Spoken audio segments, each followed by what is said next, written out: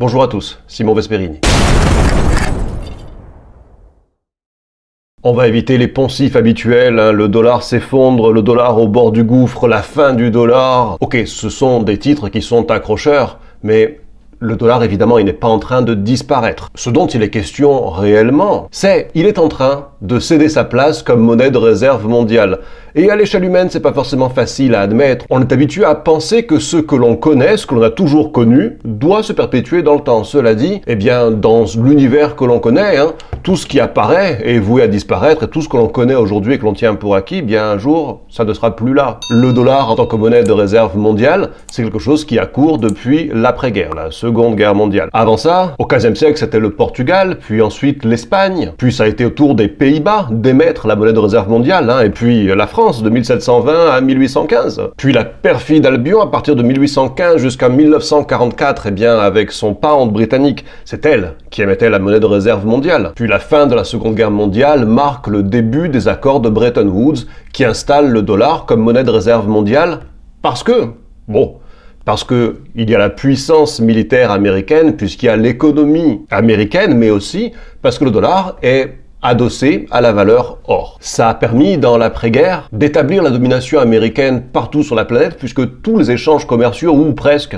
se faisaient en dollars. Il y avait tout un tas de monnaies qui avaient leur valeur référencée à celle du dollar, et les Américains, ça leur a permis bien de financer leurs efforts de guerre, leurs efforts d'armement, mais aussi leurs efforts d'expansion économique, en imprimant plus de dollars, mais quelque part plus de dollars qu'ils n'avaient en réserve d'or. C'est en grande partie cela qui a amené les pays du monde à avoir moins confiance dans le dollar.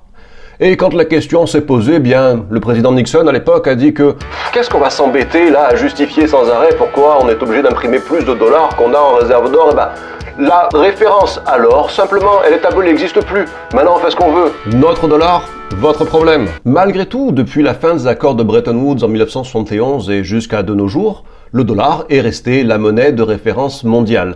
Et en même temps, il n'y avait pas trop le choix. Prenons l'exemple, par exemple, tristement connu de Mouammar Kadhafi, président de la Libye à l'époque, qui voulait vendre son pétrole produit dans son pays, dans la monnaie de son pays. Bien, on a dû lui envoyer Bernard-Henri Lévy pour rétablir la démocratie.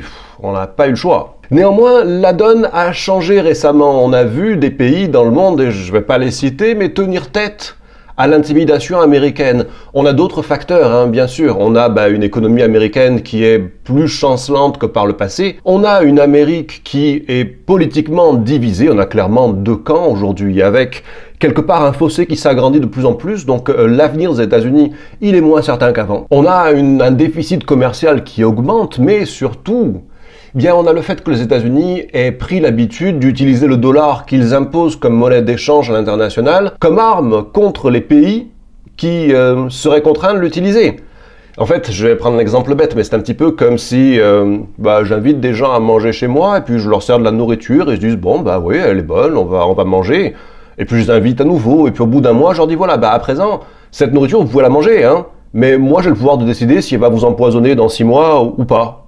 Ils auront moins faim de suite. Donc la question vraiment, c'est pas de se demander si le dollar va disparaître. Je pense pas que dans notre vivant on le voit disparaître. Sincèrement, on verra l'euro sans doute disparaître bien avant si il y a des choses qui devaient disparaître.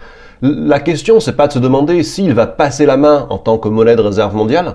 La question, réellement, c'est de se demander, mais qu'est-ce qui va pouvoir remplacer le dollar pour les échanges internationaux? Et au moment où je parle, je pense que les options possibles se limite à 5. Et encore, on va les voir les unes après les autres. Ce sont les 5 que j'ai sélectionnés. Je vais vous dire ce que j'en pense, les avantages et les inconvénients, ce qui pourrait les favoriser ou pas. Mais j'attends de votre part bien d'avoir un retour dans les commentaires. J'attends d'avoir votre point de vue si vous imaginez autre chose que les 5 que je vais évoquer. Et si vous êtes d'accord ou pas avec ce que je pense. C'est cet échange-là qui nous enrichit, vous et moi. Première option possible, peut-être, allez, je dis quand même, l'euro.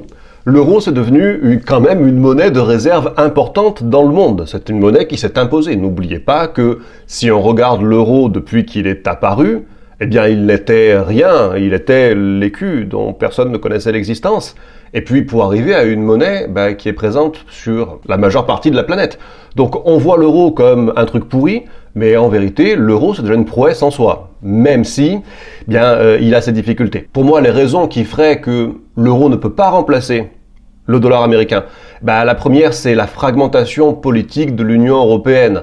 On arrive à afficher une sorte d'unité de façade, mais on voit bien sur les questions importantes, regardez aujourd'hui sur la question de la Palestine et d'Israël, voilà quoi. Il y a ceux qui imposent leur vision des choses, et il y a ceux qui acceptent tant bien que mal celle des autres. On peut pas dire qu'il y a une unité réellement. On a l'instabilité économique, bien sûr, de la zone européenne. Pour ne pas parler quelque part de déclin économique, j'essaye de pas mettre mon idéologie au milieu. Pour en finir avec l'euro, il y a une raison qui est encore plus puissante.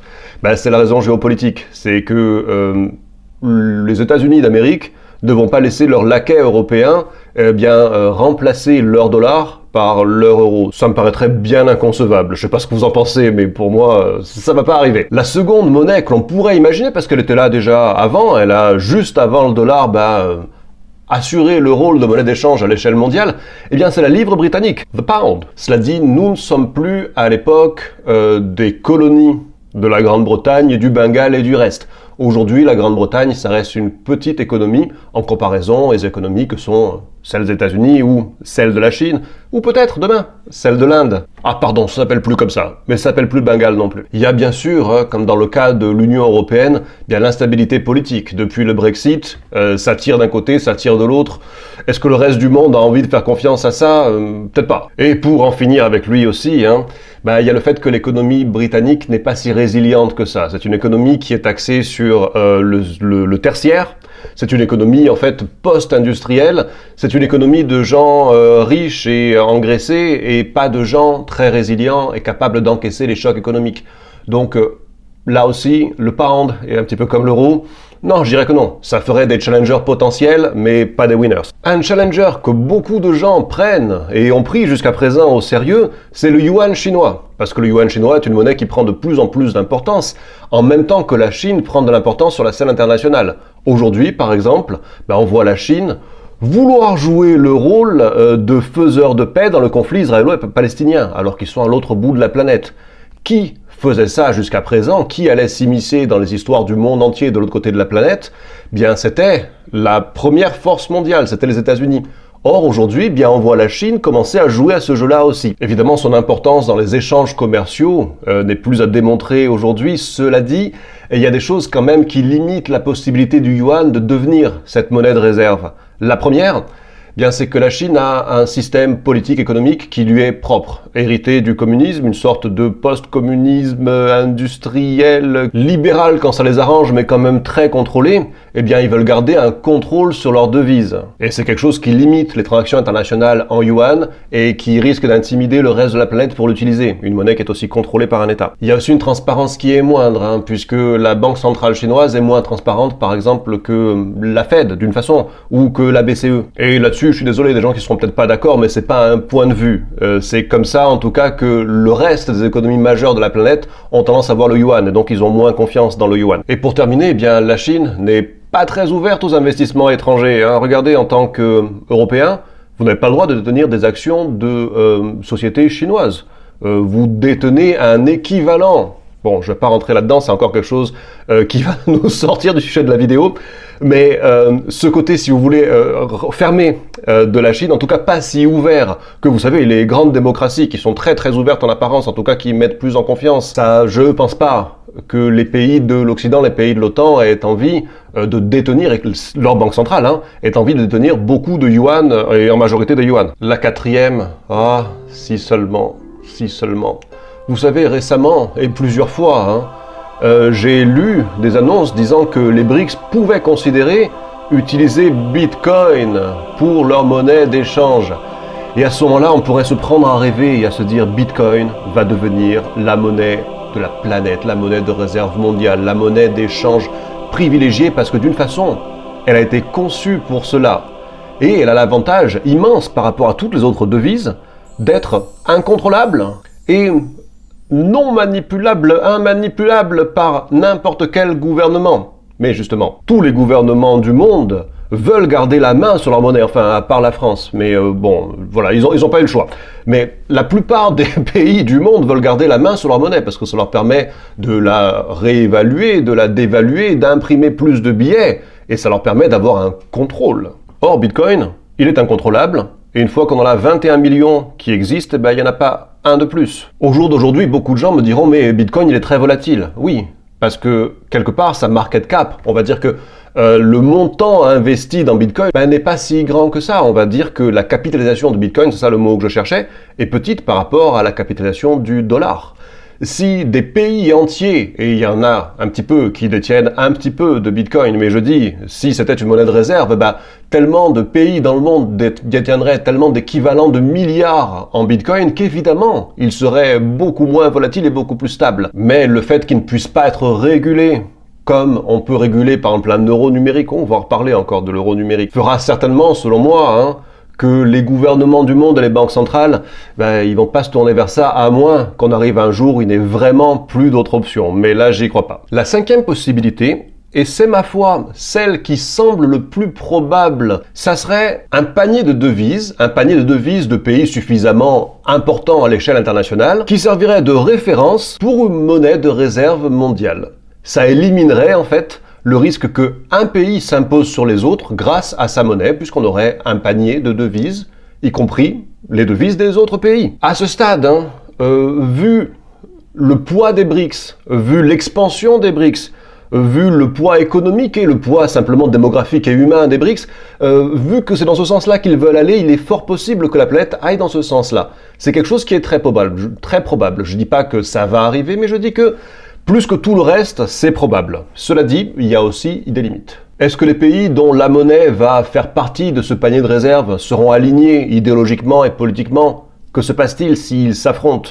Est-ce qu'à un moment on dit moi je veux plus que lui soit dans le panier de devises? Il y a une possibilité en tout cas que ça ne se passe pas aussi bien qu'on puisse l'imaginer. Il y a aussi la question de la stabilité. Qu'est-ce qui se passe s'il y a un des pays dont la devise est dans le panier de devises qui se vautre, qui nous fait une libanaise ou une turque? Il va continuer d'utiliser la devise commune alors que la sienne elle est complètement pourrie par rapport? Peut-être, oui, peut-être d'autant plus, enfin, c'est pas sûr. Et puis il y a la question de la confiance ou de l'absence de choix. Est-ce que les autres pays du monde auront suffisamment confiance dans ces économies émergentes pour détenir leur devise comme monnaie de réserve ou l'autre alternative, puisque dans le cas des pays précédents qui ont émis cette monnaie de réserve, c'est un mélange de confiance et d'intimidation. Est-ce que ces pays, les BRICS, seront suffisamment intimidants en fait pour ne pas laisser le choix aux autres? Soit cette monnaie-là, soit on va t'amener, les Américains amener la démocratie. Qu'est-ce qu'ils vont amener les BRICS? Je suis curieux, moi. Quelle sera l'excuse sous forme de bons sentiments officiels? Dans tous les cas, la détérioration de la dominance mondiale du dollar amène de l'instabilité sur toutes les devises de tous les pays du monde et simplement de l'instabilité tout court. Merci de m'avoir suivi jusque-là. Dites-moi ce que vous en pensez, dis-moi ce que tu en penses en commentaire et like cette vidéo, abonne-toi à cette chaîne si ce n'est pas déjà fait. Merci à tous, à la prochaine. Ciao.